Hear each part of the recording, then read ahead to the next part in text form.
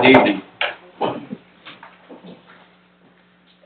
I pledge allegiance to the flag of the United States of America and to the republic for which it stands, one nation, under God, indivisible, with liberty and justice for all. As always, thank you to the veterans and their families for the sacrifices. It's appreciated by all.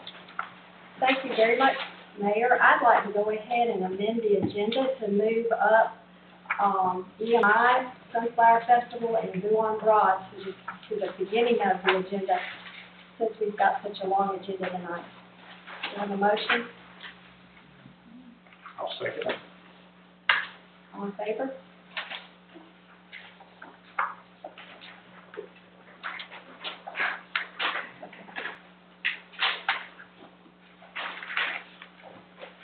Do we have a motion, Harry? Yes. Well, the motion was made and the second was made. Technically, the chair of the meeting is the one that has to call for the vote on the motion. Okay. So the mayor needs to actually request the ayes. I was going to do it after the minutes and the reports, but, all right, we have a motion, we have a second. All those in favor of amending the agenda? Thank you.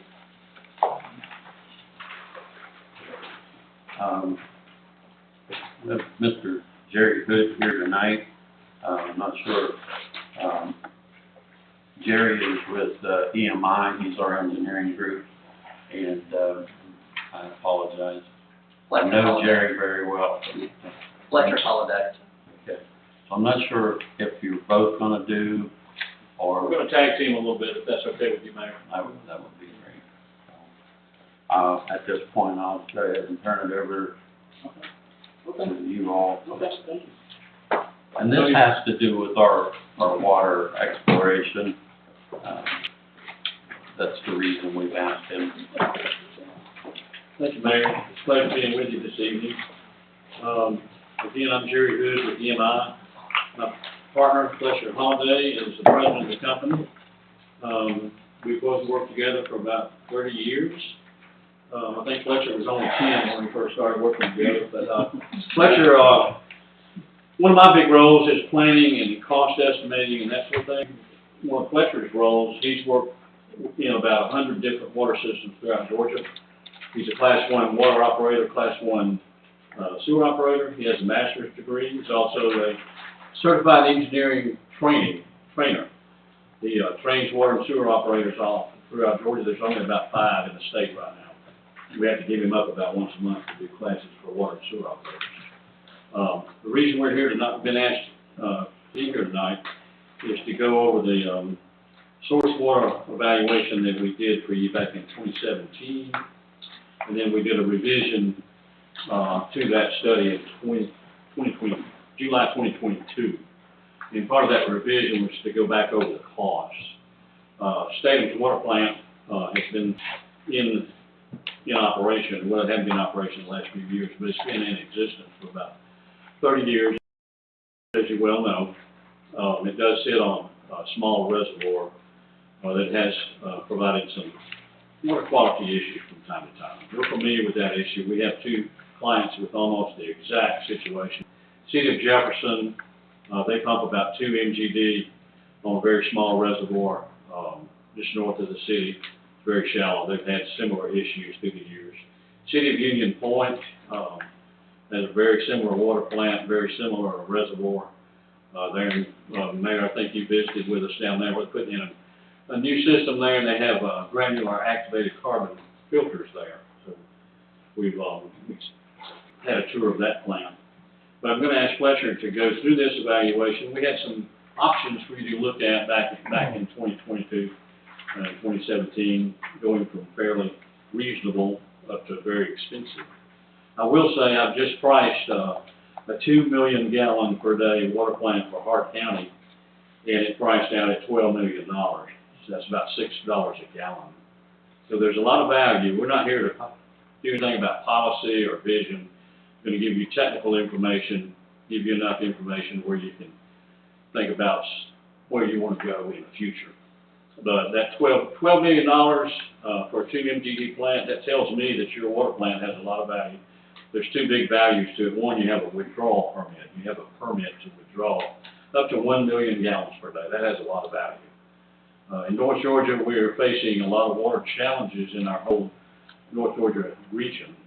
How we're going to provide water for everybody that's here, that's going to be moving here. So the permit has a lot of value. You're going through a permit reevaluation with EPD, both on your withdrawal at Barber Creek and also your Oak Springs. Oak Springs provides about 130,000 gallons per day of very good water as well. So EPD's looking at both of those permits, so we've been working with the city to provide information, population projections, that sort of thing, to try to get those permits renewed. So that has a lot of value. There's a lot of value to the plant that's there. If you had to replace it, it'd be at least $6 million. Here again, we're not here to dictate policy or anything like that, but to just give you as many facts and answer as many questions as you may have in the study. So with that, I'm going to ask Fletcher to go back through the various options we had. I'm going to get that close to him. Thank you, Jerry. Thank you all for allowing us to be here tonight. I hope all of you are doing well. And if I could, I'd like to go over the report, a summary version of it. If I went through an extensive, detailed evaluation of the report, we'd be here for a couple hours talking about water treatment, which I love to talk about. I'm not sure if all of you do, but I will give a summary version of kind of the status of the plant, what we saw back in 2017, and then again the reevaluation of 2022.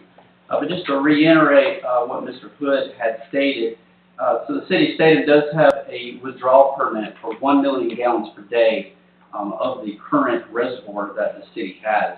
And the treatment plant also is allowed to be able to treat 1 million gallons per day. It has been out of service for some time due to water quality issues that the city has experienced over the past multiple years, which created the first evaluation that we did in 2017. And of that evaluation, we evaluated the reservoir itself, which consists of approximately 42 acres of reservoir within that watershed.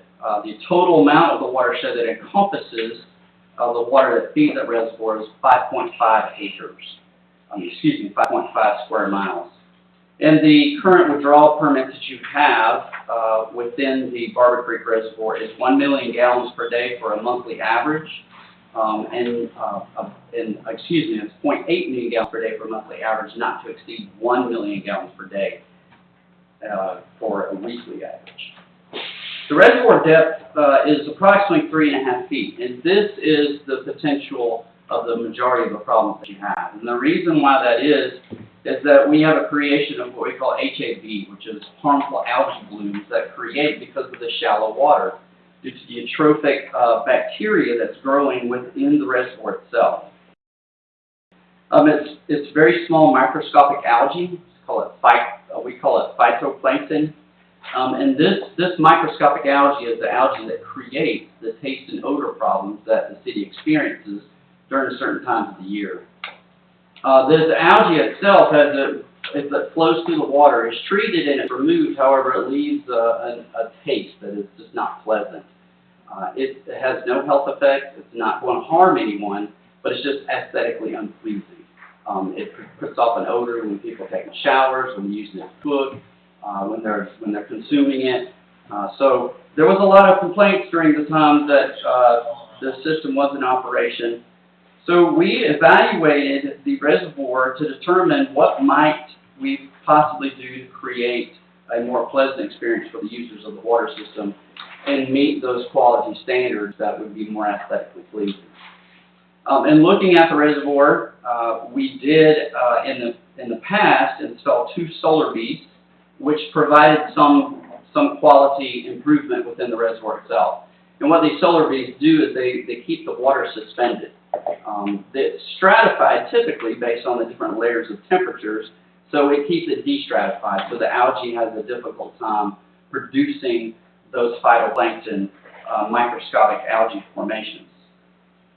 However, this did not cure the entire treatment process as it relates to the taste and odor issues. So we looked at various other components that potentially could resolve the issue. And those issues and those results ended up first being a blending of the particular water source. This is one treatment process that is accepted industry-wide, and that is where you take one source of water and you blend it with a particular source in order to produce a higher quality water. So the two opportunities that we looked at was a groundwater source.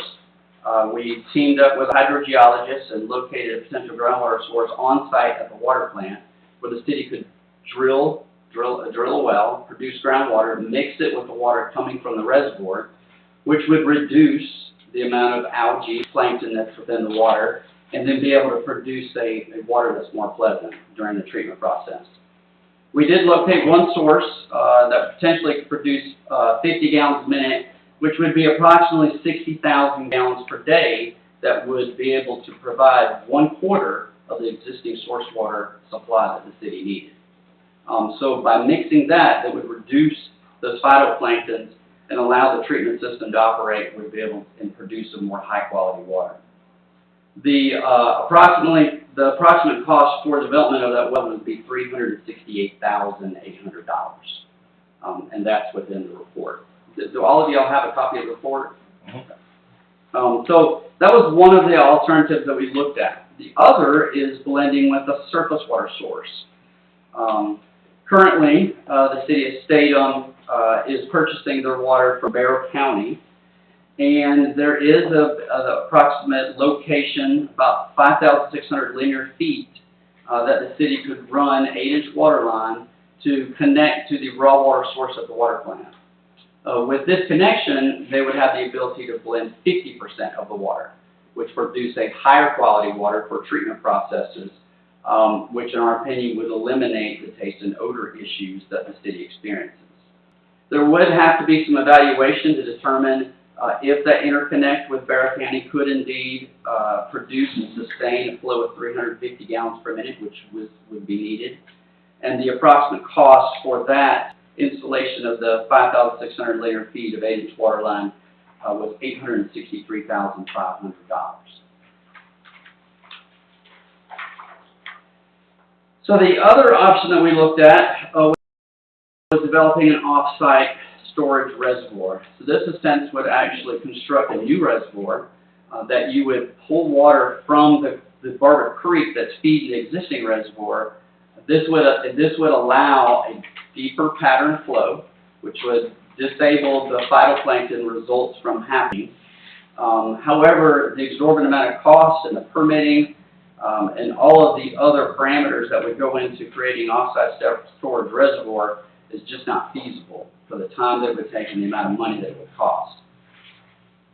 Lastly, the other treatment processes that can be evaluated, and we just evaluate these extensively, would be physical and chemical treatment.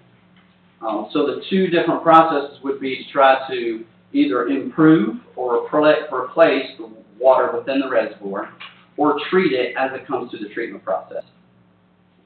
So one of the first alternatives that we looked at was algae control using chemical intervention.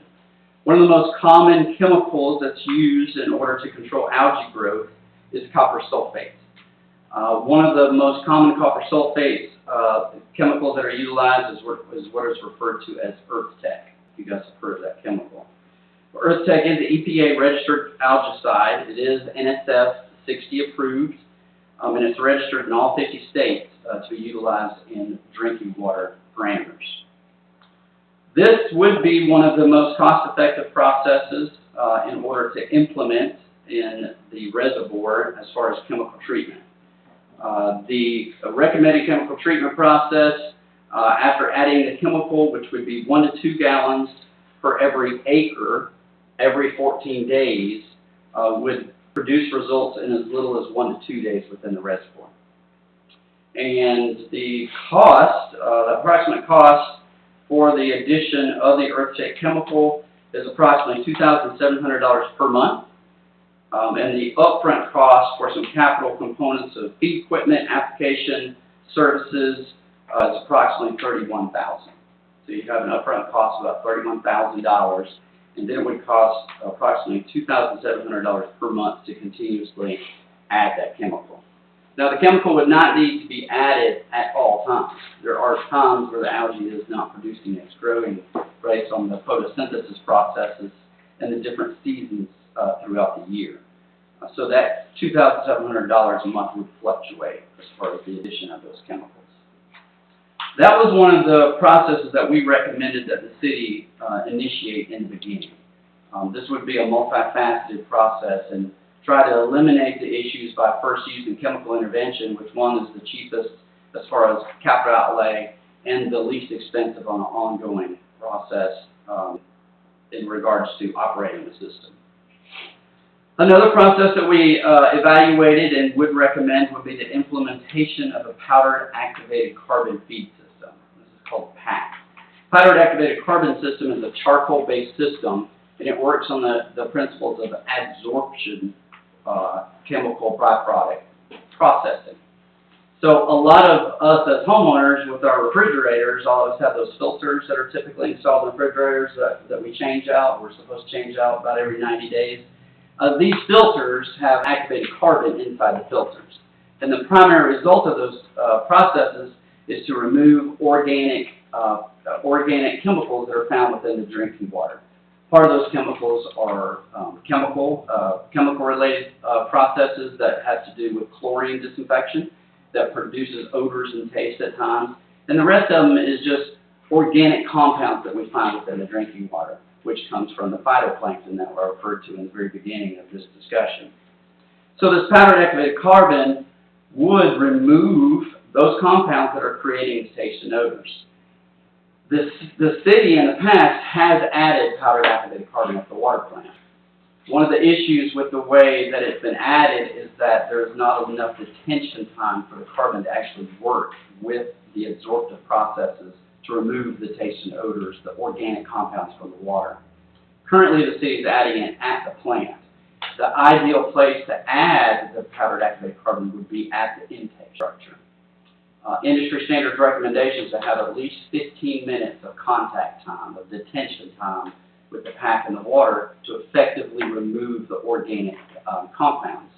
So the further away we can add it from the water plant, the more effective it's going to be in reducing those organic compounds.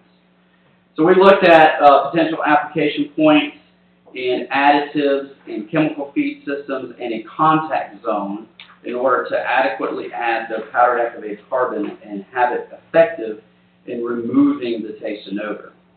This is one of the recommendations we also recommended for the city to follow through with. And the total cost for the contact zone, the PAC treatment system, and the beginning installation of the activated carbon system was $352,225. The next item we listed was the implementation of ozone treatment. So ozone treatment is a very effective oxidizer. It uses the combination of electricity and oxygen that produces this byproduct called ozone. And ozone is highly effective in reducing organic compounds. It's also a disinfectant. It also removes iron and manganese. It is a very effective chemical treatment process that is used widely in the water industry.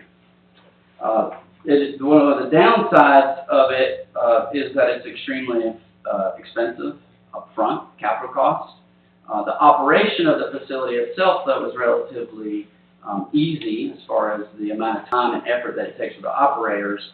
But the upfront cost of the system is $1.9 million. $1.9 million. Now, I will say, though, that as far as all of the chemical treatment processes that the city could evaluate and implement for reduction of taste and odors, ozone treatment is probably going to be one of the most effective processes that there is. However, due to the cost, it might not be the most effective when we're looking at financial costs. And then lastly, we looked at an ion exchange process that actually removes the dissolved organic carbons within the treatment system. And this also is a very expensive system, and due to the cost and the nature of the process, we just did not feel or see that it would be a viable source for implementation within this treatment plant.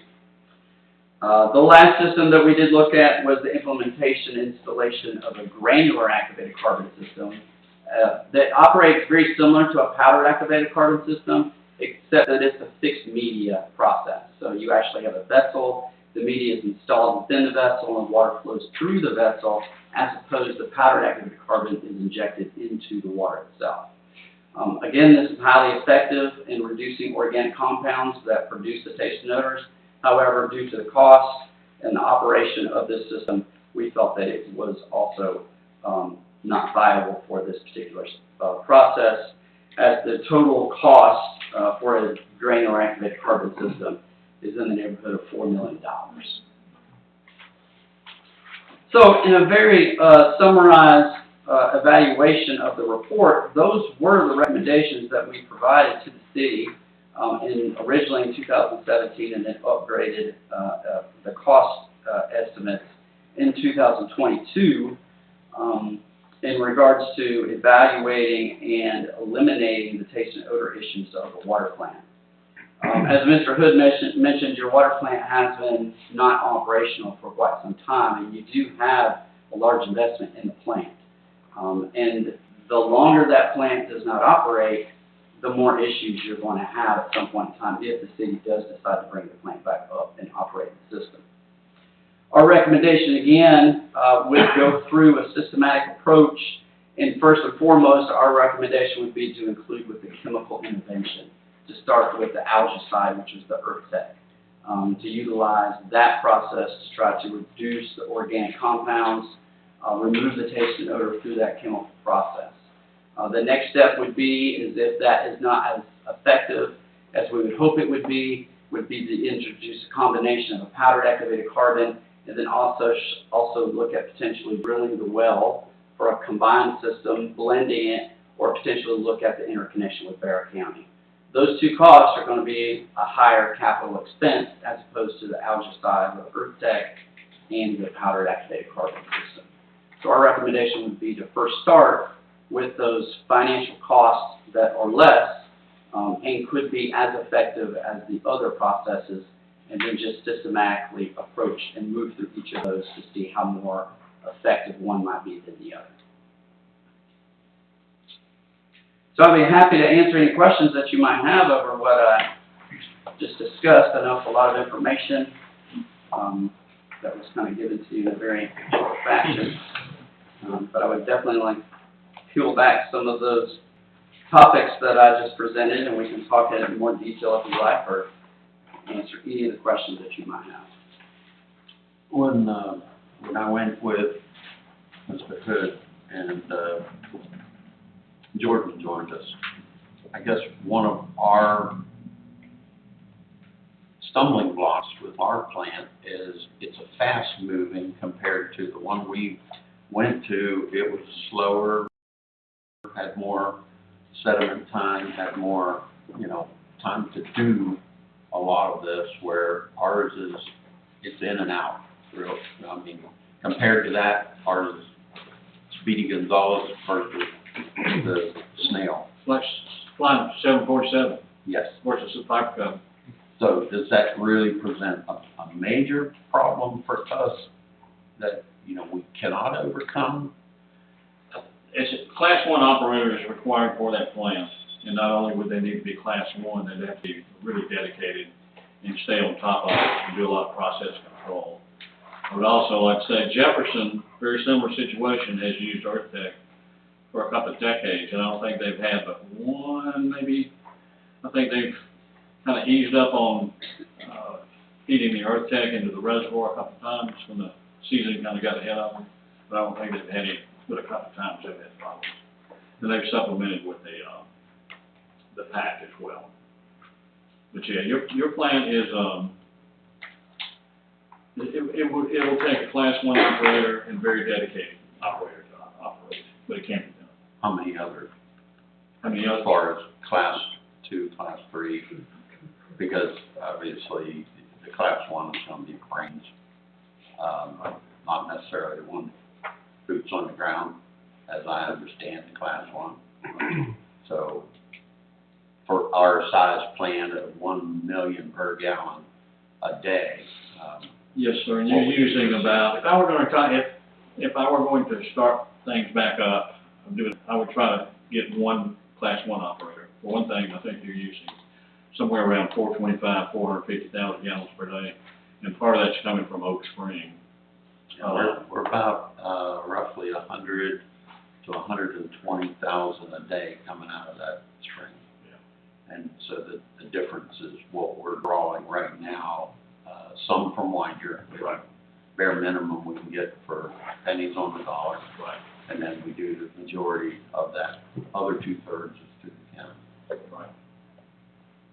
Yeah, so just to talk a little bit about your plant, so your plant is what they refer to as a packaged water treatment plant, which we're referring to as the contact time, the detention time for the treatment process. In a conventional water treatment plant, the typical contact time from raw water hitting the water plant to leaving the water plant, which flows into what we call a clear well, is typically between 3 to 4 hours. In your water plant, it's between 7 and 12 minutes. So that's what you're referring to as far as the time process. Now, the water treatment plant itself can produce the same high-quality water packaged water treatment plant can as opposed to a conventional plant. The difference is, and why a lot of smaller communities go with the packaged water treatment plant, is because of the footprint. It's very small. You can essentially put a filter of the 1 million gallon per day plant in this room here. However, in a conventional water treatment plant, it would encompass this entire building and the exterior, all the parking around it, because it's got large basins. So the treatment process is essentially the same as opposed to the detention time and the small footprint, and the water quality that it can produce is essentially the same, dependent upon raw water quality. And the raw water quality is your biggest problem as it pertains to treatment. I would not say it's necessarily your treatment plant, it is the quality of water that you're treating. If you had a conventional water treatment plant, you would still be having the same problems. It would not go away. If you had a conventional plant, you'd still be having the same problems. You would still have to add an algaecide, some type of a carbon system or oxidizer to actually precipitate those organic compounds out of the water. Because of the depth. That's correct. All right. Because I of the depth. understand Winder has that same problem as well, Mm-hmm. speaking with them. And they also have a shallow reservoir. And So do you recommend digging it deeper, or what are your thoughts? Are we okay with the way it is? Because I know it's a natural spring and it keeps producing water, so. yeah, so that was one of the alternatives that we included was an off-site reservoir. So the cost to go in and dig that entire reservoir deep was just, that's just astronomical. So the only financial way that it could be done was to actually construct a new off-site reservoir, divert the creek. It would have to be diverted to still fill that reservoir, but then fill your new reservoir, it would be more deep, it would be deeper, have a big pool depth. So then we won't have these algaecide blooms that are continuous, because the sun can't penetrate the entire depth of the water. Just the process of photosynthesis with the sun hitting the water and the organic content is just like a garden. That's what's happening. It just continues to grow. So you have to either create or a new reservoir, which is just not cost prohibitive, or treat the processed water, or blend it with another source so you're bringing down that raw water quality, or improving the raw water quality, if you will, just by blending. So our recommendation would be to start with the chemical treatment process of algaecide, carbon, and then look at blending with those three potential solutions going into a systematic approach in order to solve the issue. On that carbon filtration system, the one that the 352,000 up front. The 352 is so it's not a filter system. Yeah. It would be an actual carbon injection system. Okay. So that's a powdered activated carbon, and it would be mixed with water to create a solution, and then it would be injected in the raw water line at the intake.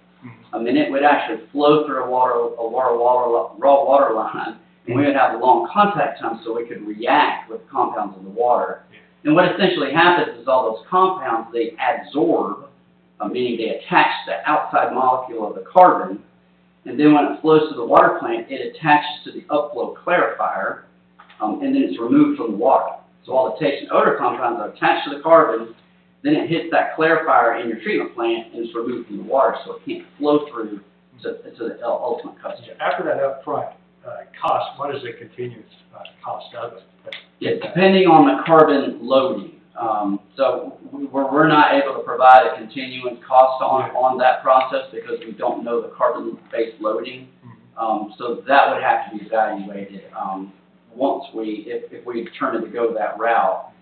That would have to be evaluated once we got a carbon loading footprint on the water itself. But you are correct, there would be a ongoing process because you would have to just continuously purchase the carbon and inject it.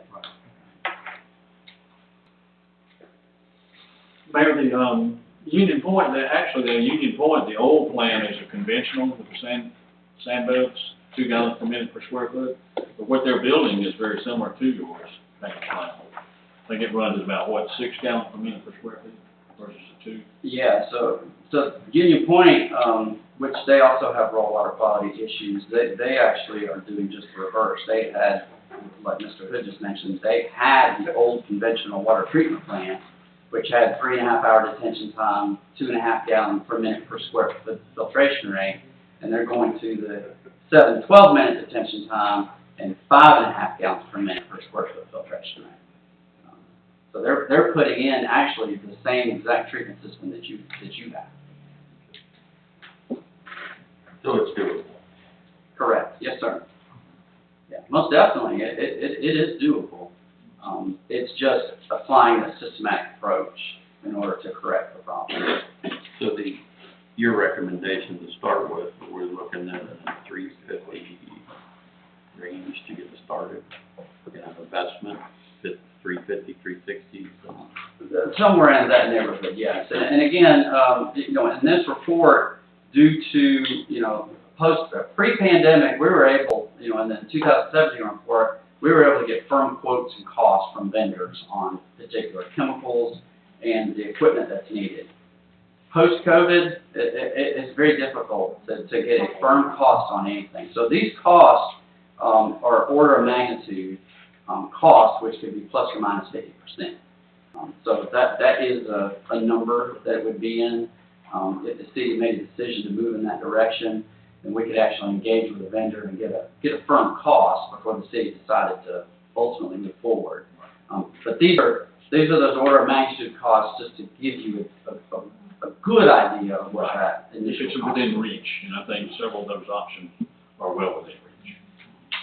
And also just to confirm the conversation about the operation of the plant. So your current plant, the way the permit is for your plant, because the 5 gallons per square foot and the packaged water treatment plant, your operator and responsible charge, meaning the operator that oversees the plant, has to be a Class 1 operator. The other operators that operate the plant, they can be a Class 3. They don't have to be a Class 1. So you only need one Class 1 to oversee and manage it, and then you can have other operators that would meet the lower certification, the Class 3, that could be there doing the daily operations. If that makes sense. Anyone else have questions? I have a question. It just said that now we do have a Class 1 that has to sign off on everything. Is that correct? Yes, sir. Okay, and then like you said, you have a 2 and a 3 classification. Correct. Jordan was a 3. Mm-hmm. And so your recommendation would be, do you actually need a 1, because they're 100,000 plus a year? You need one here. Need one on, Yes, sir. one on principle, that's what I'm asking. Looks on the Because right. in the past, we had them and we haven't had them. And then we got one that signs off and check to EPD. Right. You don't need a sign off. You need somebody that's here, that is dedicated to state on it, and I always say, the operator's got to embrace that plan. This is my plan. I'm going to produce the best water I can for my folks. Really care. So, you got a 1, and you still need a 2 or 3 to actually help him to operate the plant itself. Right, because one operator is not going to be able to operate the plant 7 days a week, 365 days a year. So you would need one Class 1 operator to be able to manage and oversee the operations of the facility. And then, more than likely, you're going to need a couple of Class 3. Okay, Yes, sir. But you technically wouldn't need Class 2 unless you just wanted to have Class 2 operators. But a Class 3 certified state operator would meet the criteria to operate the system. But one shift will do it based on your flow right now. Your population projections that are kind of hard to do right now, you are growing, as you well know. We've got well over 2,000 customers now. I think I started working for you in 2008, you had about 1,000 customers, you doubled. So you would just need a shift, one shift. Yeah, I believe, back when the system was running before, there was just one shift, I believe, that operated the facility at that point in time. Any more questions? Appreciate y'all coming. Thank you for Yeah, thank coming, you. we appreciate Thank you you. coming. Thank you. Thanks for putting us ahead. I think we're gonna excuse ourselves and make it back to. Go ahead, get out. Safe Thank you travels. very much. Best of luck. Take care of you.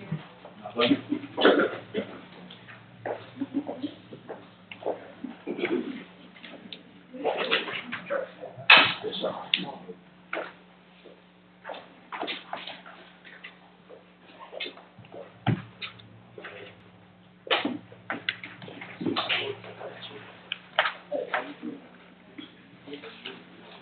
All right.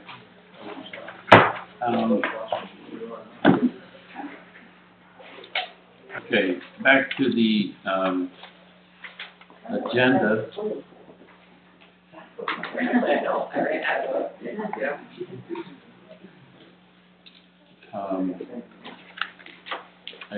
Everyone should have gotten a copy of the February 21st, regular meeting minutes.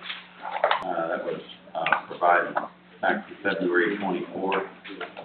Hopefully everyone had an opportunity to look at it. Is there any questions or corrections to the minutes for February 21?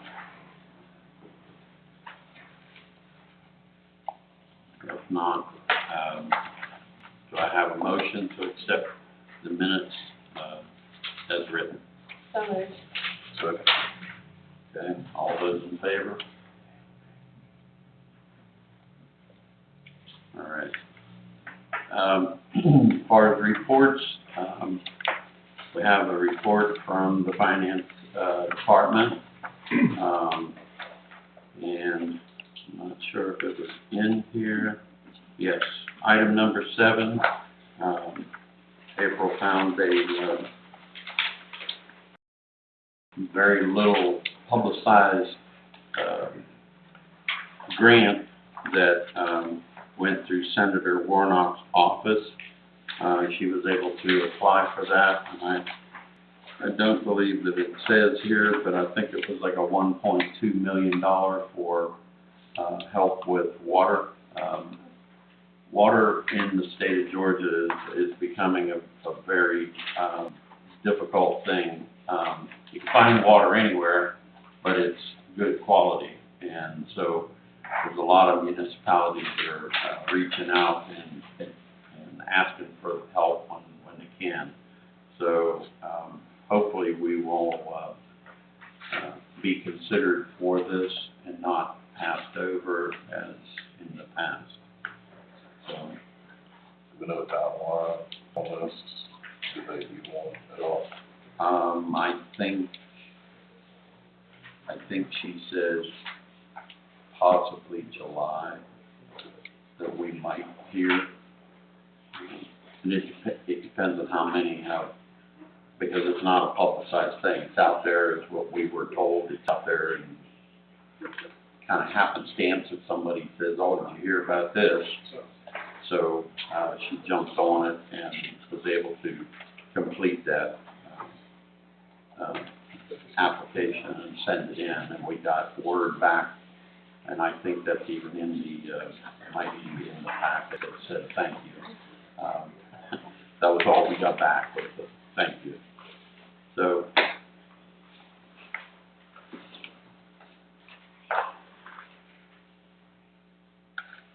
there's a report in here, thank you. We had a meeting with the bank, OZK, in reference to, a lot of charges that were being passed on, and they were able to make some changes in some of our accounts that were not, getting interest. They'll be able to, make those, bear interest, and some of the fees cannot be taken away, but the interest would greatly offset the fees. So in the past, it was, fees were accumulating and there was nothing to offset it. So she was able to, her and I met with Banco ZK and we were able to make changes. Scheduled for a budget amendment, so there was an email sent out to all the council members, schedule a hearing April 6th, and then we can have a public hearing with that, and that would be our normal work session, and then hopefully approve those amendments on April 18th. Mayor, I'd like to discuss that. I'm gonna be out of town on, April 6th, maybe a portion of that week, if possible. I would hope that we could do the budget amendments, call a meeting for that the following week, and also discuss these, CARES Act funding at that same time.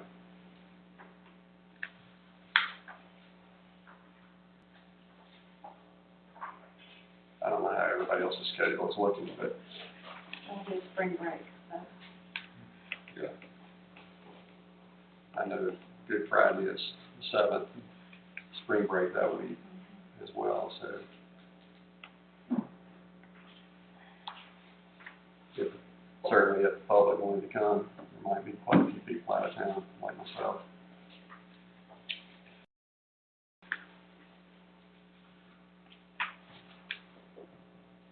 I'm good with moving that type, I'm good with moving the date.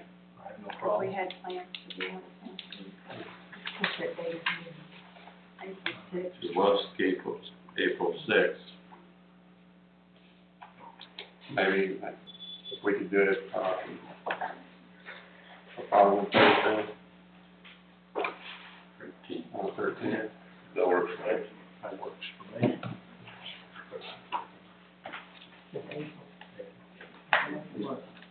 Okay, said it works for her too. Is there a good time for everybody?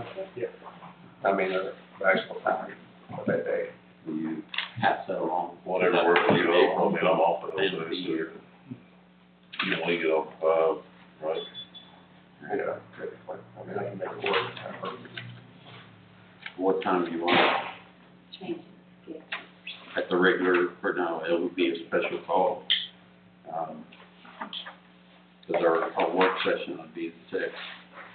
So Yeah, this would be a it'd special call. Special call just for the budget, If you wanna do it 6:30, when you do 6:30. a work session, that way you get plenty of time. That works for me. That may end up being kind of a long night.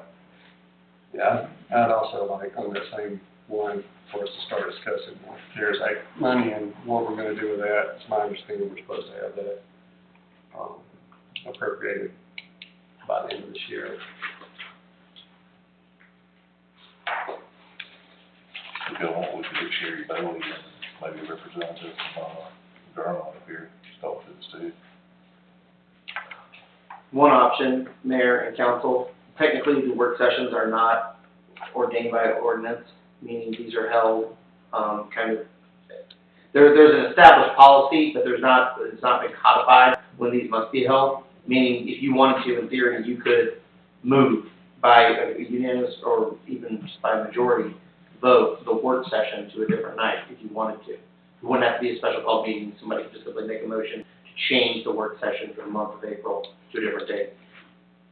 And then we had a lot, I believe this special call meeting will take a lot of time.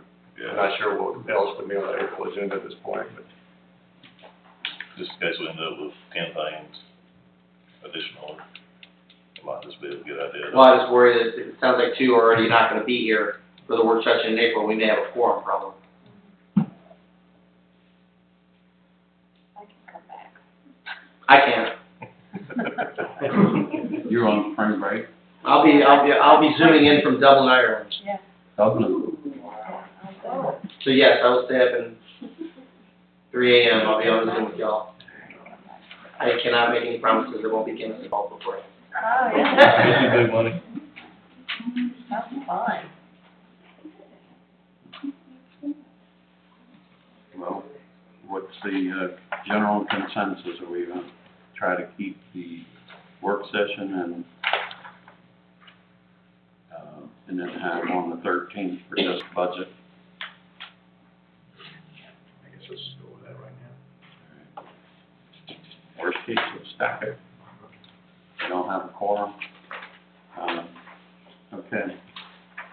Next on the agenda is a police report. You all were given a copy of it. Chief, would you like to, address anything with council? No, sir, not this time. Looks like 38 calls, there was one crash, had to be investigated, 21 arrests, 167 traffic stops resulting in 51 citations and 136 warnings. And then 47 incident reports were filed with the police department.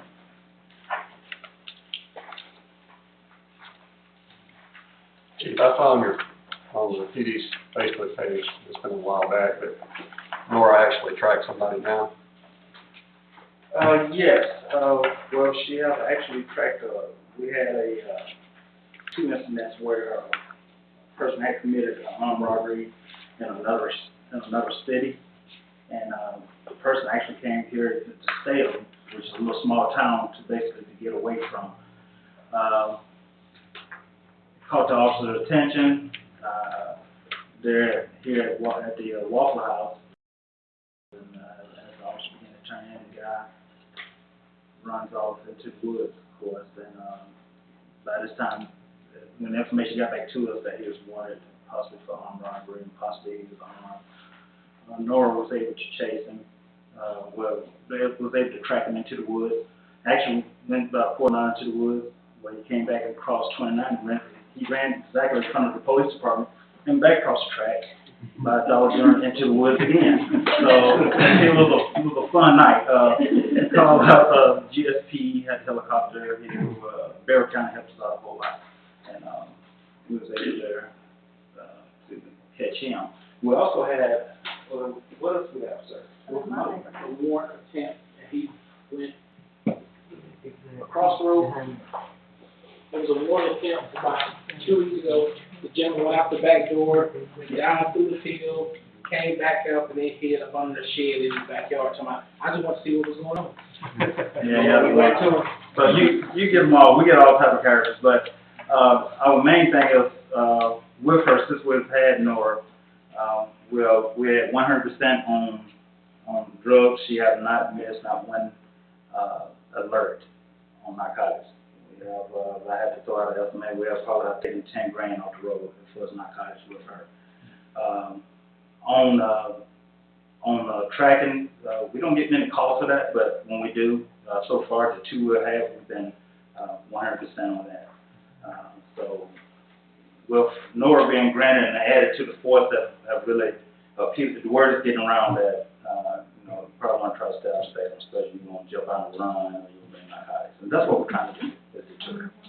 As always, we appreciate everything y'all do. Yeah, we do. I mean, that's 24 hours, 7 days, a lot in this city. Yes, sir, yes, sir. Well, we're gonna try to keep it going. We got a couple more new people. Have one young lady from Haiti that we hired. I'm not quite sure. I think she speaks like 3 or 4 languages. She writes and reads that as well. We have a couple of guys on our force now that can speak more than 1 language. We also, I think as of today, we have 1 person, our last slot still was another female, 1 second female. So we're hoping here in the next couple of weeks, well, full slate. We'll be able to have a female on each shift, and that was important. I spoke with Judge Smith, and he really does appreciate everything you're doing on this end of the county. It's helped him out quite a bit. Yes, So- they help us so, out as well. Yeah, he said y'all are doing a great job, so. Thank you, we're trying. And, like always, if anyone have any, input for the police department, please feel free to stop by. I'm not always there, but if you leave a phone number, message, I'll try to get back in touch with you, but we want to continue to improve, but we all are held accountable here. Everybody in here, because without y'all, it's not us. And, if you see us, need us to be, still, need to improve into something, even myself, please let me know. No one's above no one, we're all equal here. And that's the reason we are the police department that we are today, is because of everybody up here. Chief, who donated the vest for Nora? The Republic. Yeah, come on up, see how, public information, guys, come on up here. He's hiding back. Oh, yeah, in the back, come on up. If people that don't know, this is Sergeant Hood, he's my PIO, public information guy. He, actually is out getting a lot of information and meeting with a lot of these groups. Then you make me forget who the name is, but it's the Conservative Republican Women. But anyway, they're about to change the name because they don't want to be on the thing. They're about to just be the Because nobody can remember it. It's the whole thing. Yes, sir. I would just like to say publicly, thank you on behalf of the Yes. city. Yes, sir. To these individuals for donating that. They Yes, didn't sir. have to, and it definitely saves the city some money. Oh, It my gosh. keeps the, canine safe, so. Well, we had no idea. She walks into the police department, say, hey, the K-9 North, she have a vest, and of course, no, well, we're working on getting that. And she literally sat down at the table and said, what do you think a vest will run? Calls, and we was looking at the vest, and actually her vest, which is ours was level 2, hers is level 3. It's a level higher than ours. So I checked right there, and I'm like, and I have a vest, you know, so it's pretty good. But, I think Sergeant Russo, which is our K-9 Homeland, and Captain Nichols was invited to go down to Watkinsville, Yes, sir. for a little ceremony, and I think that's what the picture was taken at. They had fought them down, announced them and stuff, so it's pretty good. That's very, very much appreciated. Yes, sir, thank you. Thank you. Thank you. Yes, sir. The next thing is the Public Works Department. They did 116 locate, 67 for water, 49 for sewer. Just in February, they had 2 long side, water services that had to be replaced. One of them was up on Broad Street, and it tied into an older service which started leaking after they replaced the one that was a problem. So they took care of 2 up on Broad Street, somewhere around 22 Broad. They installed several new meters. Leaf and limb truck have been hauling off several loads. A note on that, the limb truck has an issue with the electronic fuel system, so it is currently in the shop. We're hoping to have it back next Monday. And of course, they are constantly picking up bags of garbage throughout the city. So they have trying to stay busy. Okay. There is no unfinished or old business. New business is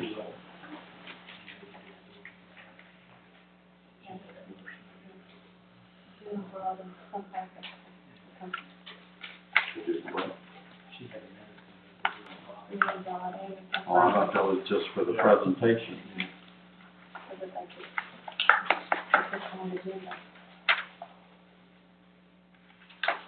That wasn't just for his presentation. No, it was Bill and Road, something like that. It was 2. Water.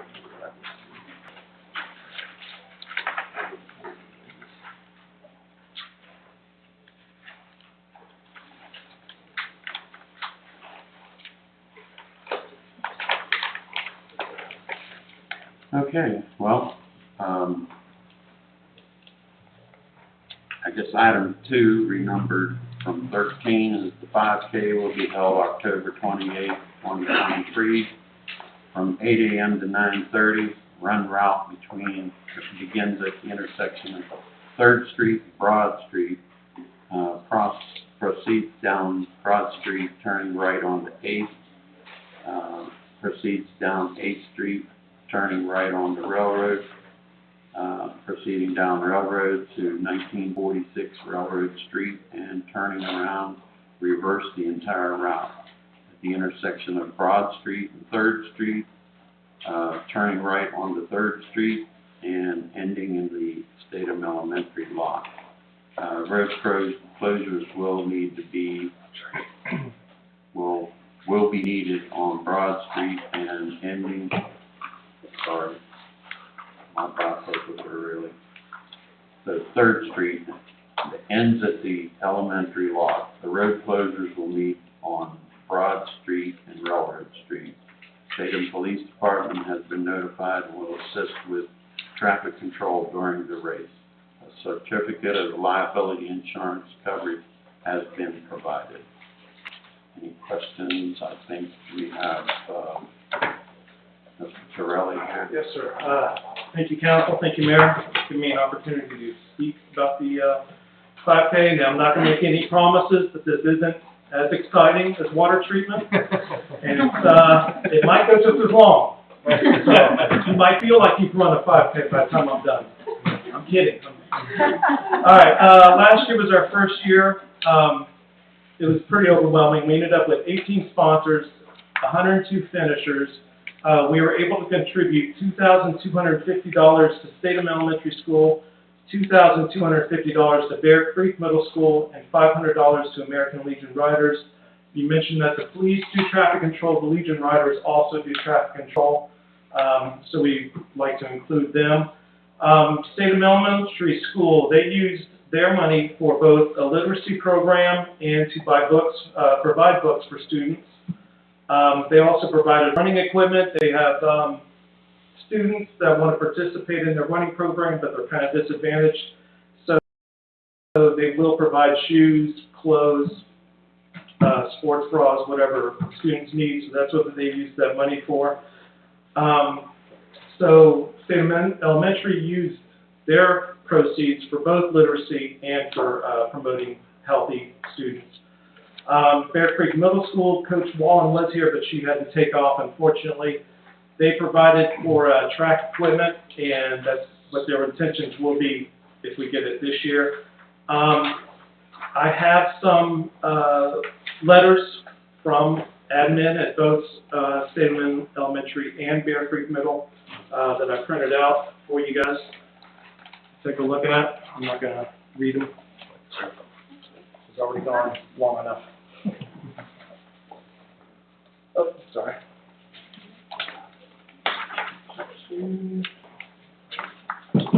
Thanks. Thank you, guys. Thanks, Tim.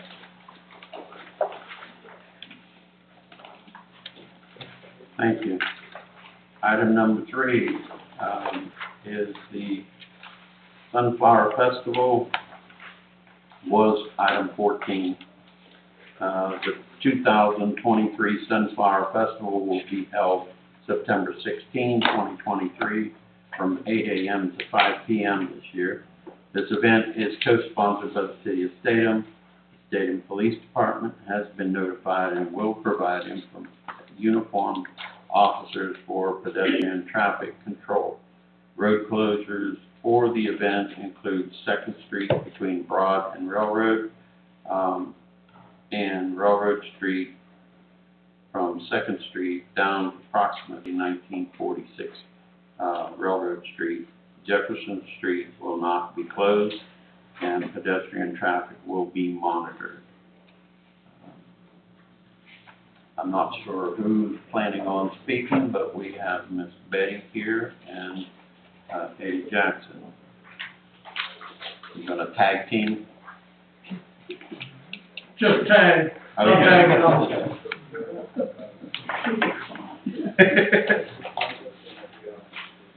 Okay, We were here last August and went through all this.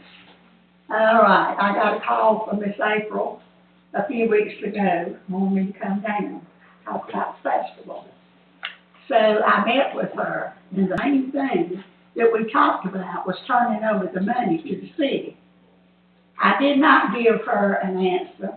I still have not given her an answer. But rumor is everywhere that we have given it over to the city. And on this, agenda here, it says that we are being co-sponsored by the city of Statham.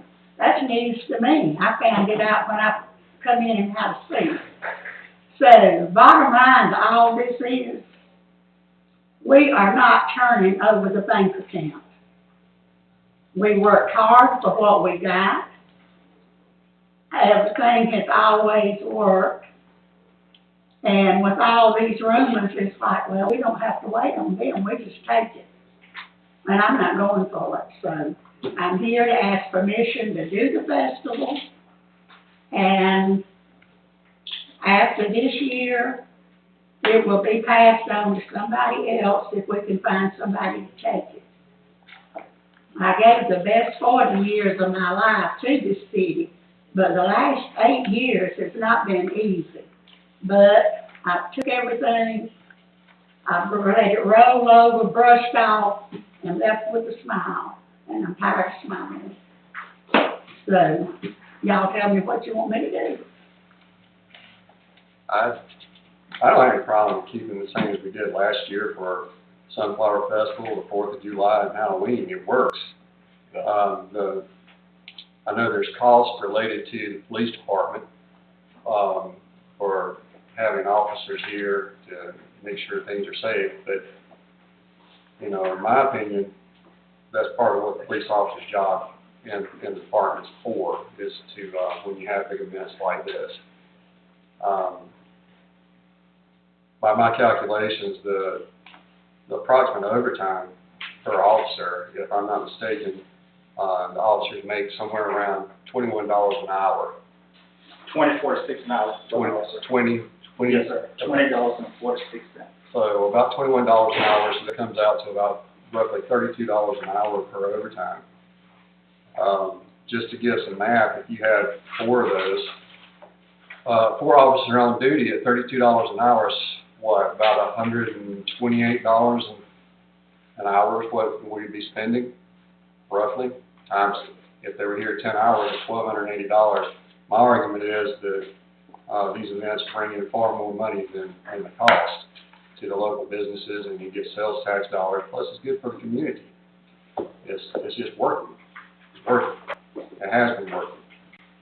I don't see any need changing it. I don't know how the rest of the council feels, but that's my opinion. I feel the same way. I think Miss Betty's put a lot of effort, a lot of years.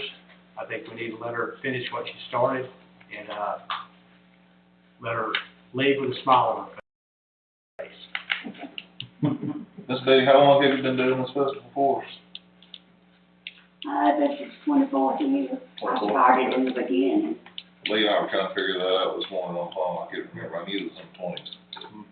Seems like Well, last y'all year- did 24. In the August, the, 4th meeting that we had in here, when all the discussion was going on, at the end of the meeting, Councilmember Venable asked what the outcome of the event discussions will be. Mayor Piper stated that things can remain as is, and he will need to know who to refer auditors to from each event. Councilmember Venable stated that an email out of the blue is unacceptable and wanted assurances that police and porta potties will be at upcoming events. Mayor Piper agreed to police and porta potties, and the minutes was approved. So, like I said, every dime that we make goes back into the community, one way or the other. Even, there's food trucks, there's benches all over town. We're trying to work now to get some playground equipment and to turn it over to the city I was told there'll be 3 people on the account, Mayor Piper, Miss April, and me. It takes 2 signatures. Do you think they're gonna disturb me and call me to come sign checks? No. I'm not accusing anybody of anything. I'm just telling y'all what I'm not going to do. So now it is up to council, and it is time to get applications and a mailing list printed up and get applications out, if there is going to be a festival. I think we should continue to keep doing it the way we've always done it, and like Gary said, it works. And I just wanted to let you know how much I appreciate all the years that you've put in. It's a lot of hard work. Yeah. I've run events. But I enjoyed every minute of it. It's fun, but it's hard work. It's very hard work. That's the key You do a word. fantastic job. That's the key word. It should be fun. And if we had a company to come in here and run the festival, it would cost the city to pay them. So you're not getting paid for this. It's your volunteer time, so, I just appreciate all those years because I've been here since 1988 and I've seen all the work that you've done in this city, and I want to let you know personally how much I appreciate everything that you've done. Thank you. Ms. Lyles, since the mayor, you have proof, the mayor said that everything would be like it's been then. So I don't think we need to give you a motion or a second that it stays like that, or do we? No. I would like something to be in the minutes and be approved, whichever way we go. Tonight's not a voting session. No. Can't vote tonight. We're just talking. Mayor, I would go as far as say that if we need to do a formal vote, we just do a formal vote on all the events in question, Sunflower, 4th of July, and Halloween, And Christmas. Christmas, whatever it may be, we just go ahead and vote and get that done. I know that there's, the Castos put on, and I can't imagine how much money is being spent on fireworks every year. That's a lot of money. Yeah. I don't think we need to be nickel and diming people whenever they're willing to do something, whether it's fireworks or the Sunflower Festival, Christmas, or Halloween, whatever it may be. People are stepping up and volunteering, which I think is a great thing. And, the amount that it does cost the city is just a fraction of what we get in return, whether it's tangible or intangible. Well, like I said, y'all tell me if I move forward and we start getting stuff out, or what do we do? I think we're gonna have an official vote probably on the next agenda, that the consensus seems to be we're gonna keep everything for all the events the same for this year. That seems to be the consensus among everybody here. Well, I think y'all, Eddie, you got Well, anything to say? I do want to say something, and I do appreciate what Tim has done with their money. We did a food drive, we planned on doing another one, we had quite a few volunteers. We had it up at the church, and we fed about 144 people, 44 families that morning.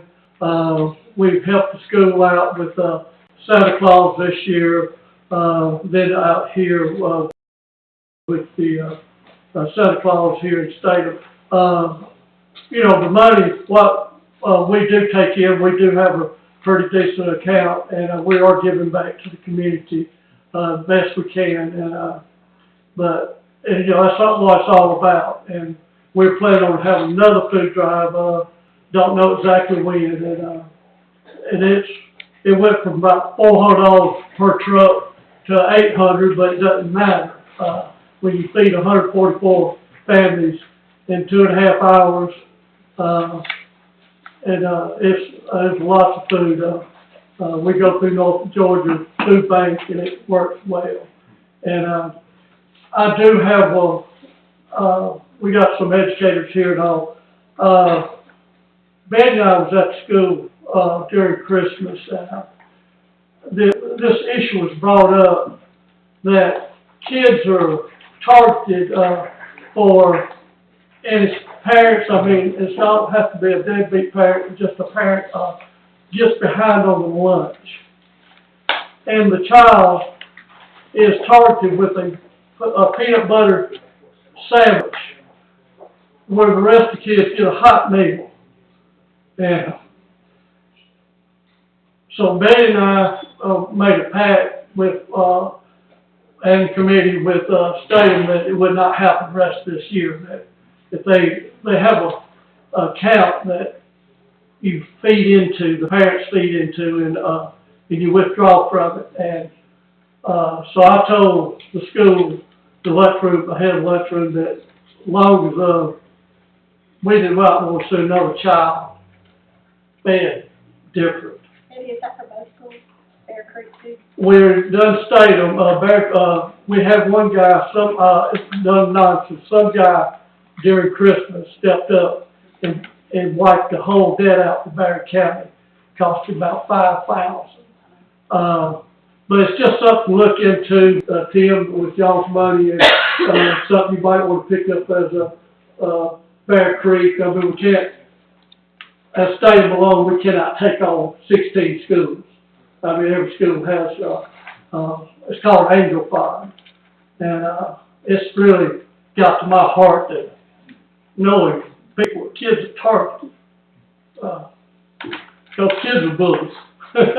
And, you know, you say, one said, well, I see you didn't get paid this month, you know, your bill wasn't paid. And he's sitting there eating a peanut butter sandwich. And during Thanksgiving and Christmas, that when I was getting a hot meal, that this come to my attention.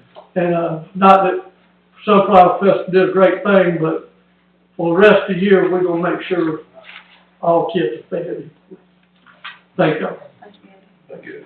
You know, I just want to say one other thing, though, that we have a great group of volunteers in Statham, and, you know, our politics are not always the same, and we may not always see eye to eye on everything, but we have a great group of volunteers for all these events, and, you know, I think as a city, we need to say thank you to everybody that volunteered, whether the Sunflower Festival, the tree committee for what they did out here this past weekend, that looks beautiful. The people that volunteer for Christmas and Easter and Halloween and whatever it may be, all the events that we do throughout the year that people volunteer for, that they don't have to. They give time, money, effort. So it's very appreciated. I'm sure the people that, you know, that are getting the benefits out of it appreciate it. That's all I got to say.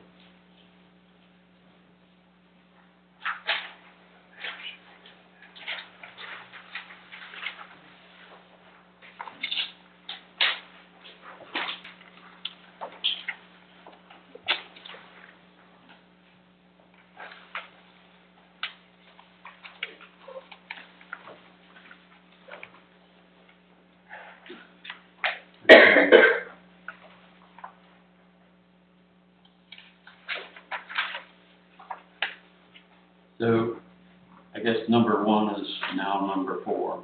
We have to renumber everything. It's ordinance O-23-01. That's an ordinance to accept dedication of Lake Statham easement. This is the first reading. This is to accept the dedication of sanitary sewer and water easements related to the infrastructure from D.R. Horton Incorporated, plus or minus 0.726 acres of property on Providence Road.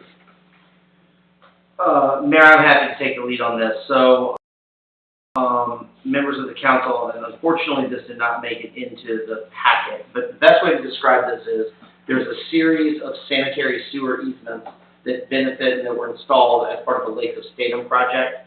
The majority of them are located on the southern side of Providence Road. However, there's also some on the undeveloped portion across the street on the north side of Providence Road. There's a sanitary sewer line that comes down, crosses Providence Road, and connects approximately at the lake, the large lake at Lake Statham. And then there's also a sanitary sewer line that runs parallel to, very close to, the right-of-way of Providence Road. There's a series of 6 separate easement areas that, now that they have been constructed, pursuant to the plan and the plat that was previously approved, they are ready for dedication to the city, and that's what this is. The developer, the Lake Stadium Community Association, and an entity called GDCI, which is basically the Pacific Roots Holding Company, are conveying those sanitary sewer lines to the city to be incorporated into our sewer system. There's also a water line area that is owned by the Lake Stadium Community Association that runs in between those 2 lakes. There's the large lake, and then there's the smaller lake. It literally splits it right down the middle, and that's also part of the conveyance. So while we do need to do separate readings of the ordinances, items 1 through 6, the original 1 through 6, on the agenda are just simply conveying those areas. And I'll take the blame. I don't think I made it very clear that the plats should have been given to you all in the packet, but I'll make sure those get distributed, because I think I'm a visual person.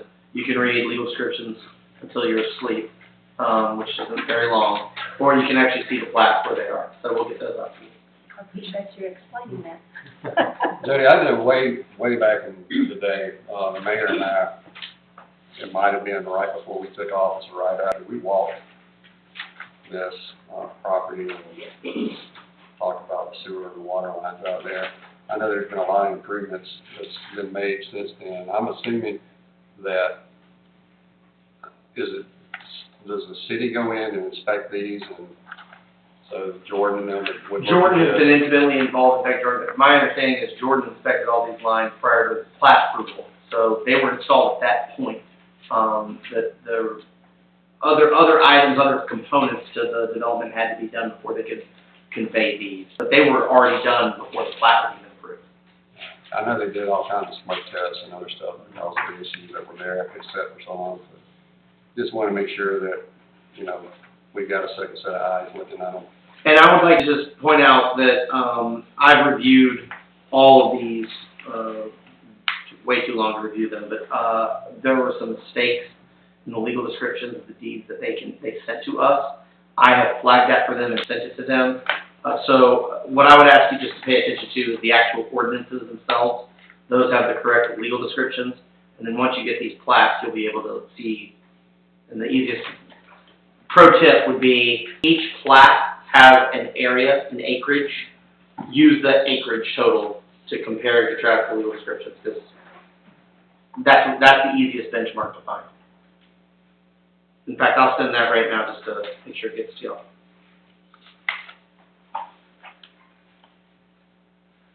So are you, Counselor, are you grouping all 6 of these? Because they are ordinances, and ordinances require 2 readings, we need to do each one separately, but I don't think there's a need to explain any of them again. They're all kind of part and parcel of the same thing. So the second one is ordinance O-23-02. This ordinance to accept dedication of Lake Stadium easement. First reading.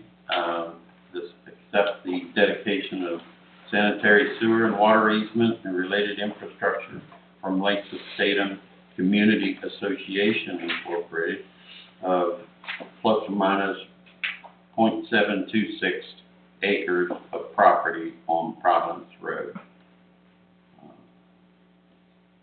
The other one is ordinance -23-03. This ordinance is to accept dedication of Lake Stadium easement. First reading. To accept the dedication of sanitary sewer easement and related infrastructure from GDCI GA 7 LP of plus or minus 0.38 acres of property on Providence Road. As the Councilor said, that's GDCI is, the holding company for, Pacific Group.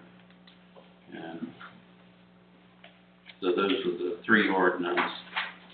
And then the next three are the sanitary sewer easement and bill of sale and assignment to approve the mayor to execute the sanitary sewer easement and bill of sale between GDCI GA 7 LP and the city of Statham for easement areas of Providence Road and Lakes of Statham open space. The next one is the sanitary sewer and water easement bill of sale and assignment to approve the mayor to execute the sanitary sewer and water easement and bill of sale between Lakes of Statham Community Association, Inc.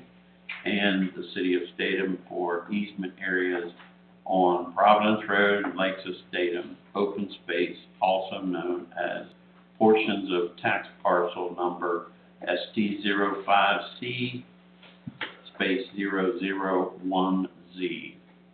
And the last is the sanitary sewer easement and bill of sale and assignment to approve the mayor to execute the sanitary sewer easement and bill of sale between D.R. Horton, Inc. and the city of Statham for easement area on Providence Road, also known as portions of tax parcel numbers ST05C 071, 72, 73, 74, 75, and 76. And I would say those are the ones that run down right along the road past the actual lake. Mhm. So they kind of give you an idea of some of the layouts.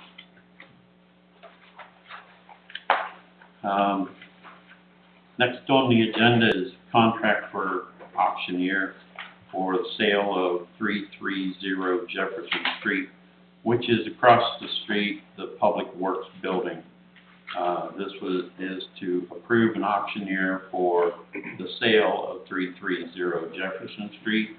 Proposals were received from three agencies: Classic Realty and Auctioneer Company, Bullseye Auction and Appraisal, and Bechet Auction and Realty. The staff's recommendation was Classic Realty and Auction Company. You all have the paperwork for each of those. I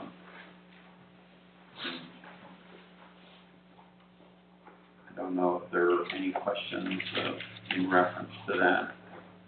I believe, Counselor, you've reviewed these and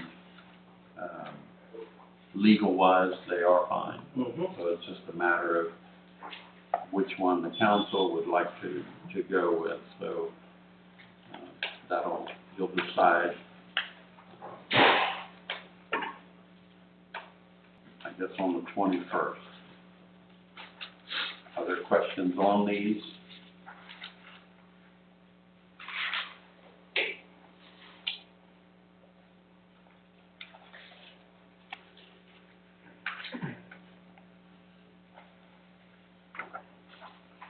Okay, well, moving on is the contract for probation, supervision, and rehabilitation services. This authorized the mayor to sign a contract with Professional Probation Services, Inc. for the services and programs for the misdemeanor offenders placed on probation by the Statham Municipal Court. The agreement will begin April 1, 2023, and shall expire March 31st, 2024. The contract will automatically renew for a total of 4 one-year terms through March 31st, 2028. Fees for basic services are set out in the specifications for probation services, which fees are payable not by the city, but by sentenced offenders. No fees accrued pursuant to specifications for probation services shall be obligations of the city. If you would like to maybe put that in plain terms. Sure. Those convicted of crimes in municipal court pay all the costs. They pay fees that professional probation services charges. So, city does not pay, they're just a vendor that runs a service, for the city, and they're compensated via the people who are actually using the service, i.e. probationers. Is this something new? No, this is, It's expiring. it's expiring, and this, by the way, is, especially with smaller cities, with small, municipal courts, professional probation services is used commonly around this area. I know personally, the Jefferson uses them, Arcade uses them, I think Oconee County actually uses them. But, no, this is not uncommon. They're a well-known vendor of municipal court services in and around Northeast Georgia. We would be able to use, offenders for things like weed trimming. As I understand it, talking to Jordan, if they were to weed trim in the city and they were given a designated area, if they bring their own equipment and pay their own gas, then they get basically double time.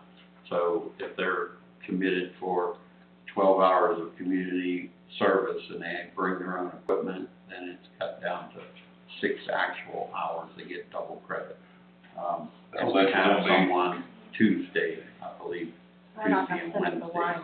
Yeah, that was gonna be one of my questions, because I'd understood that we were sending people like Fort Yargo to do work when we've got We got work with. flower beds over here that I'm sure Tree Committee would love to have that extra help with. Our solicitor was apparently assigning that, but I think that's been corrected. Okay. But like I said, we do have someone that for sure is notified and spoke with him. I believe he's working Tuesday and Wednesday for the city. And, you know, might be weed trimming.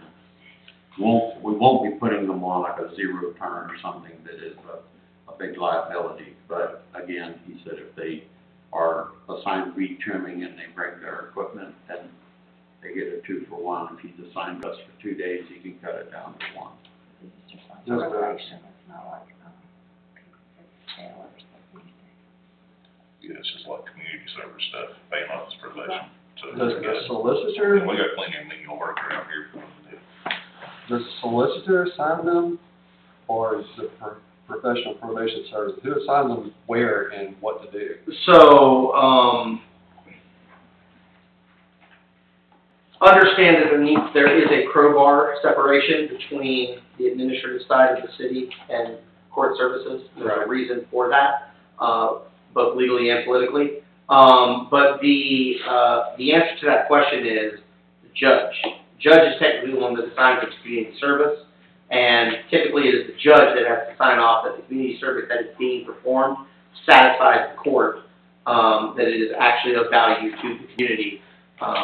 So if the solicitor recommends it and the judge is okay with it, the judge signs off on it. Of course, the judge will accept input, but the judge is not bound to any directives from somebody. So if we say, please don't assign them to Yargo, please have them do community service in and around here, Hillman, Burgers Park, Flower Beds, etc., I mean, the judge will typically take input on that. Yeah, And probation services just take their marching order from them. the city has plenty of work for them. Yeah. No doubt about it, so. Any other questions on the probation contract? Next on the agenda is the proclamation. Georgia City's Week is always in April. And so we're in preparation. I got it on the March agenda. This would authorize the mayor to sign a proclamation recognizing Georgia City's week of April 23rd to the 29th, 2023, and encourage all residents to support the celebration and corresponding activities. They generally will send us a packet. I don't know, Ms. Asia, if they sent that at this point yet, but you know, okay. So we can probably get some of that on our multimedia so that it's available for the public. Any questions on?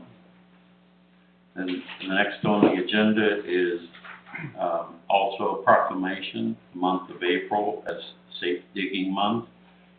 This authorizes the mayor to sign a proclamation declaring the month of April as Safe Digging Month to help educate the public about the importance and safety of calling Georgia 811 before digging. They do this every year in April, and again, we try to show the support, and it's very important because I don't think any homeowner understands everything that might be below the grass line. So they come out, they place a call for locates, and every utility has to respond. If it's something that the gas company knows they don't have any gas lines, they just respond NA on it, and then you move on. But that's the whole purpose of calling before you dig. The next on the agenda is Tree City USA Arbor Day 2023. This authorized the mayor to sign a proclamation declaring April 28, 23 as Arbor Day, and urge all citizens to protect our trees and our woodlands. Any questions on that? Okay, item number 15 is Statham Cleanup Days. That is set for Friday, May 5th, 2023. It will run from 8 a.m. to 6 p.m. on Friday, and Saturday, May 6th, from 8 a.m. to 4 p.m. Jordan has reached out to Waste Pro to line up the bins, and it'll be like in years past behind Castos. Parking lots conducive to pulling in. Everybody helps unload and pull out. And, it's a lot easier than what I understand used to be up on Railroad. Less congestion. Yes, there'll be something either on the newsletter like last year, or the date. Did you all decide how you were going to do that? No. Last year we did a card on the newsletter. And that's what Jordan was mentioning, because as far as the newsletter, it goes out to all of the water customers, and so that's outside city limits as well. So, I think he was suggesting maybe we use the tax bill if that's possible.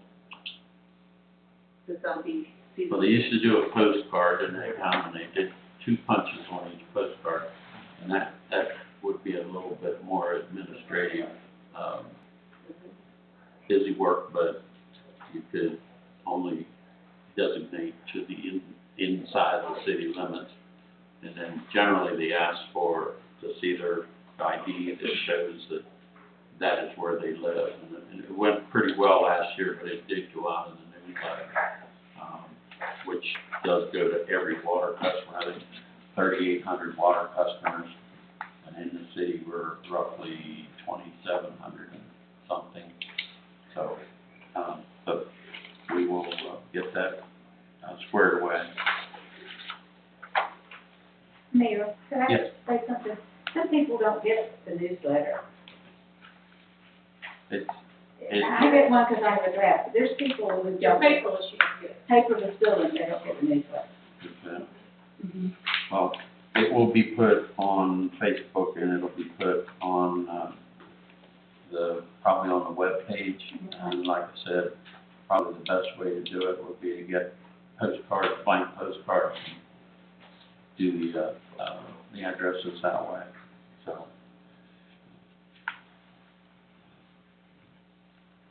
Okay, at this point, I guess we are at citizen input.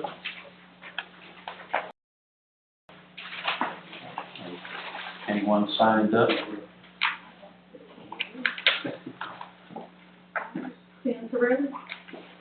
Counselor, do you run the? Yeah. Back It's there? been a while, right? Tim Torelli, 1980 Broad Street. We had a bed cleanup and planting this past weekend. I want to thank everybody who came out. Some are still here. It's pretty amazing. I do also want to first thank the city for getting the funds so quickly that we were able to purchase the plants.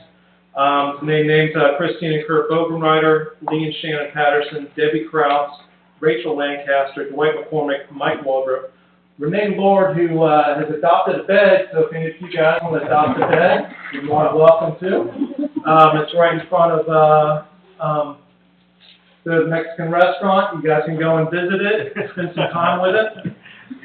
Nikki and Mark Smith, who are here, thank you guys. Sandy Payne, Girl Scout Troop, which I never got the number, who were awesome. They came out and were little demons. They were fantastic. Brittany Duncan, Lacey Dooley, and I'm sure that there are some people who I left off. I do want to thank Christine and Kurt Bogenreiter for watering the beds, and I know that Lee and Shannon have also gotten out and watering the beds. Fortunately, we got rain coming in the next couple of days, so that's really good. I know that you guys just talked about having community service guys go out there and do the beds. Please don't. If you want to get them picking up trash at the beds, that's great. Not my intent. I don't want them out there pruning or digging up. Thank you, though. I appreciate the offer. Sidewalk. Yeah. There you go. Hey, Jim, I'd just like to thank you for organizing it. I know it's a lot of work. I mean, it was amazing. Everything was, the plants, coordinating the plants, he had everything drawn out where the plants would go. It was just an incredible job. That was also Christine and Dwight did a lot of that also. And So also give them credit for that. the folks coming back on Sunday, that's pure Yeah, dedication. there are a lot of I want to people thank coming all out y'all guys for coming out. That Yep. came out on Sunday, that was awesome. You did a great job. Thank It you looks so awesome. much. Thank you, guys. Me and Betty switched spots. Okay.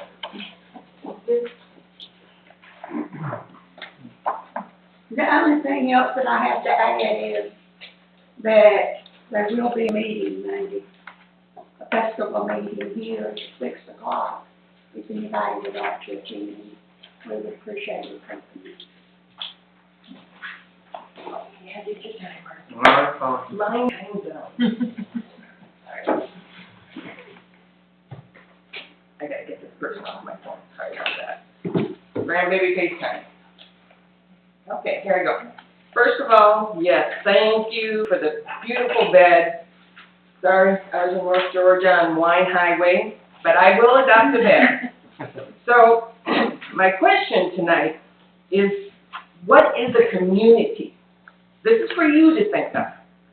What do you do for your community? This is for you to think of. We have a very, very small imprint in our population, in our land mass. But we have some of the biggest volunteers. Free, free, free. Who cannot beat that? Free, free, free. Sedum is a very small little city.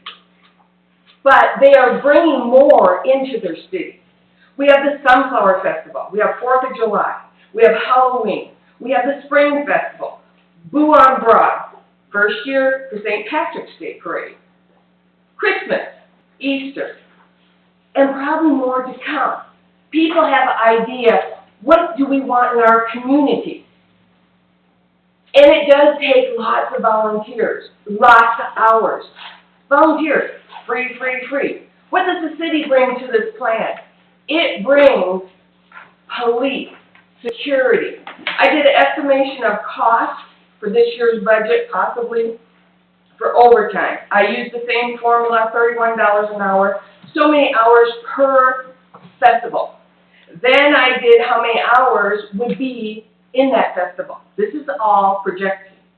Then I did 2 on-duty officers. Plus, we would have our captain and the chief. So you think about it. My calculation for the police department would be $15,000. This is 8 festival. This is something for our community. This is something for our citizens. Excuse me. Porta potties, I really don't know how much they cost. Bring in the porta potties, we need them. Bring in the beautification of our city. Let's up it this year. Let's up it. Those flower beds look wonderful. But how about let's clean our sidewalks? Let's repaint our lampposts. Let's get some light in the lampposts, would be really good. Let's get some new banners. Let's get some flower pots that are hanging. Go to these small cities around us. They're banging it up, people. They're bringing it in. They're small. We're small. The biggest effort that you can make for your city is appearance of your city. Let's clean these alleyways. Let's get these garbage cans back in some kind of alliance. They're everywhere. Let's spread these picnic tables out. Let's bring in an invitation for those who come through us to want to come back. It's simple. But it does take a partnership of citizens and city government. It does take money from the city, and it does take partnership for people volunteering. Betty's stepping down. Who's going to step up? It's going to take more than one person, let me tell you. Her knowledge, her years of service, you're going to have to pick her brain until she's dead. Sorry, Betty. Eddie here on the car show. A lot of hours, man. But beautiful. I love doing cars. Let's do this year, because we're coming up on budget. Let's do it right. Let's project this being what we just said. People getting involved. Number 9 that turned to 12. I know that's for April 23rd through 29th, but let's make it a whole year. Let's bring the activities in. Let's celebrate Statham. People, if you want the change, you've got to be the change. Now, I will adopt a bed, and I will be there cleaning. But there's more than 12 people who have to do it. There's a lot more people in the city that can do it, including the young. Who's sitting here? A young man. He's probably forced, but he's here. You are the generation that's going to be bringing this city to life. Let's do it. Future mayor. So, I'm going to end it with 30 seconds. Thank you. I'm done. Thank you. That's all? I want to say one more real quick. I appreciate letting the Girl Scouts have the community center. Several's reached out, I've heard about it, and they, several people I know that, have children that troop. They're really appreciative that they have a place to meet right here to stay in a good, safe place. So thank y'all for that also.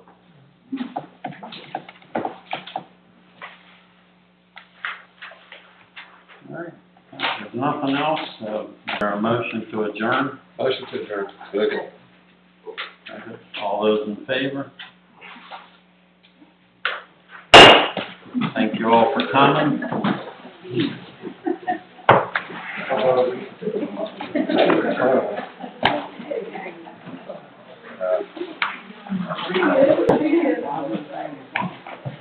Well,